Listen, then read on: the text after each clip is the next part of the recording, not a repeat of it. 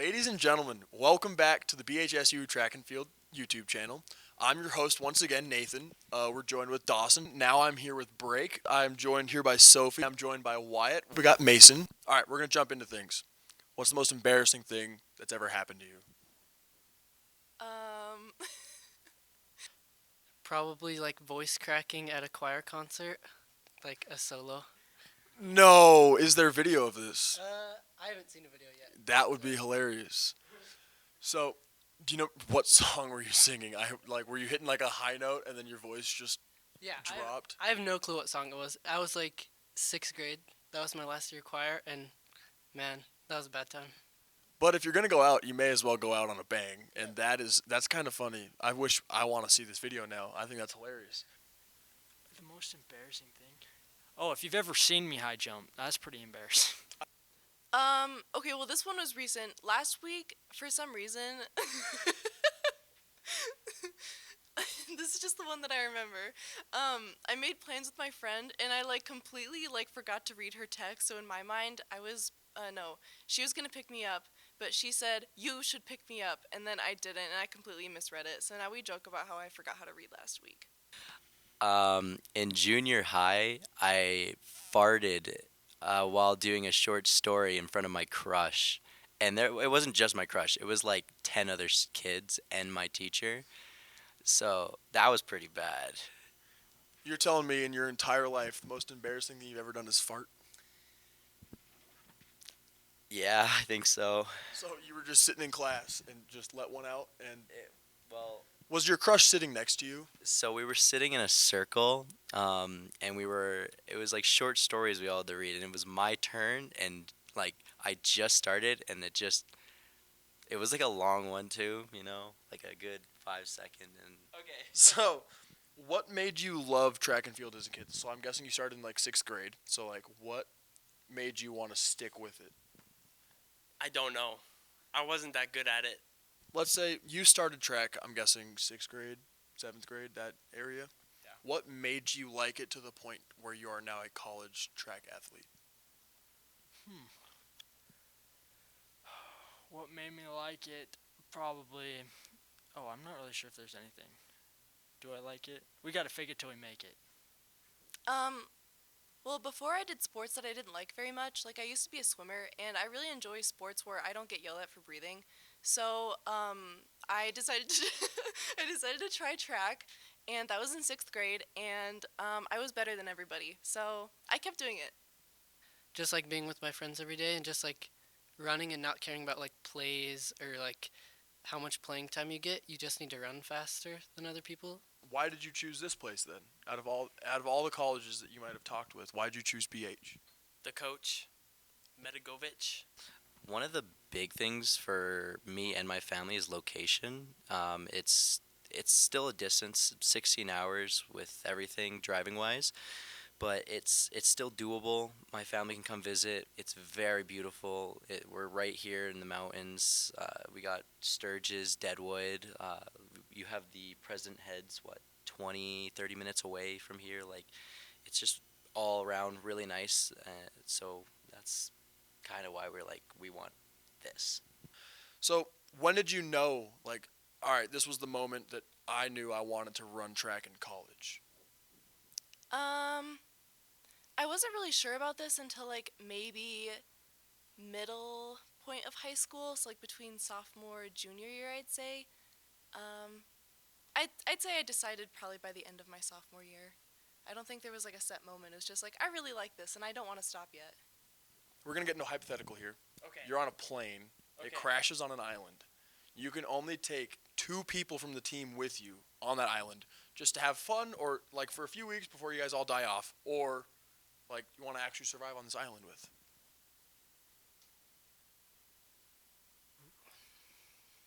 Timmy, number 1. And Lincoln. Honestly, those are 2 incredible choices because they're both strong. They can both obviously have endurance, but my go-to answer were both McGraws because they're just big, and I feel like if I'm on an island with them, they can cut down all the trees, they can make all the fires. I just live in paradise.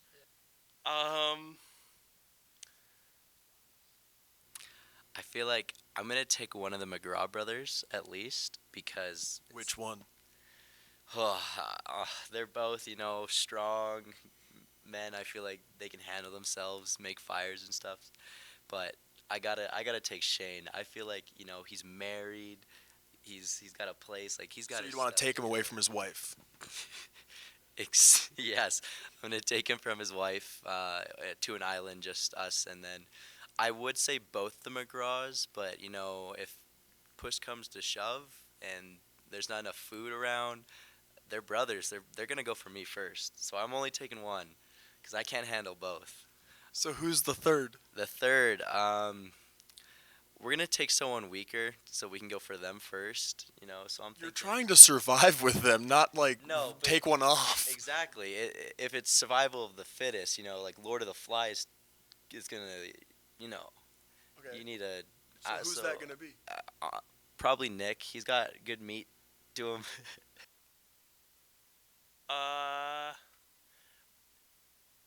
Frank. I'm not really sure why. I just feel like that man you want to be with on an island. So who else? Frank, and I'd say Brienne. Brienne seems pretty tough. I don't know who else. Well, Lincoln's pretty strong. I would so- not take Lincoln. What? What? Lincoln? Well, he's strong. He could help you build a fort. I don't know. Your roommate. Oh, I forgot about him. Yeah, Seth. I'd take Seth. Controversial. Who would you not take? Pick one person that you are not taking on this plane with you. See, that's an easier question because I can only think of the people I wouldn't want to take with me because I feel like we would die. So let's narrow it down a little bit. Name some names you don't want to take. How do I say this without offending people? Okay, I would not take Michaela. I love Michaela, but I feel like I would not survive with her on a deserted island. I wouldn't take Brienne because she would stress me out. I love Brienne, but I don't want to be alone with her on a deserted island. What's your mindset before your hurdle race and like during it? Because there's a lot of thinking that goes on.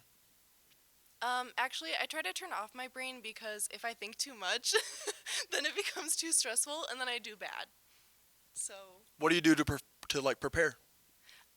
I definitely get a good warm-up in. I definitely have noticed that going over a lot of hurdles, but also not exhausting myself has helped because I feel like that kind of helps me,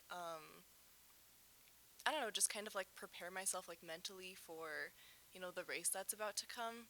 My mindset before the race is I'm really scared right now, and during the race, my mindset is I'm really scared right now.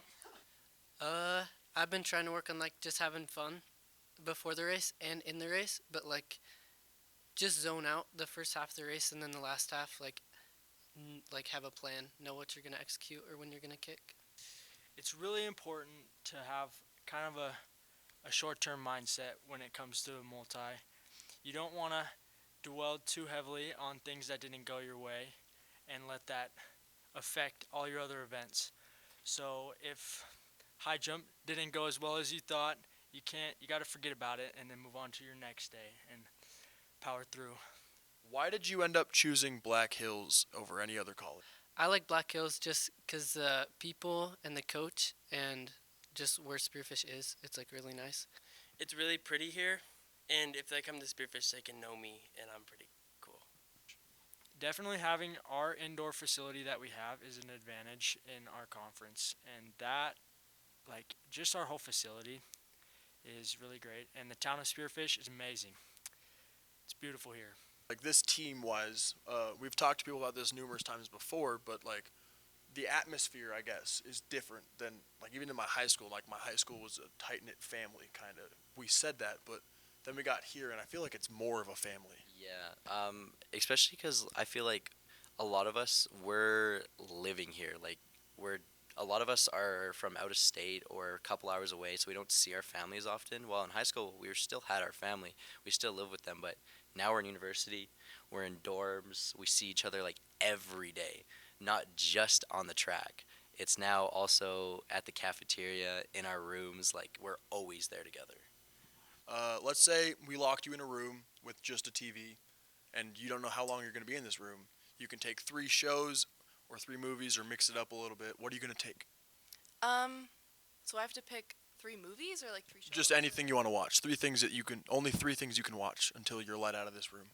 Okay, Princess Diaries 1 and Princess Diaries 2 and Avatar: The Last Airbender, the TV show. Sausage Party, Ant-Man and the Wasp: Quantumania, and I'd probably have to go with Iron Man, Which Iron Man? the first one. Good choice. My favorite movie, Remember the Titans. SpongeBob, because that's the best show. And then probably Phineas and Ferb, because Garrett and I used to watch it all the time. Brake and I actually we share a wall, is what I'm trying to say here. We live in the same hallway. Go ahead and introduce yourself. So, I just full scratched name. a pimple on my back and it really hurts right now. That's unfortunate.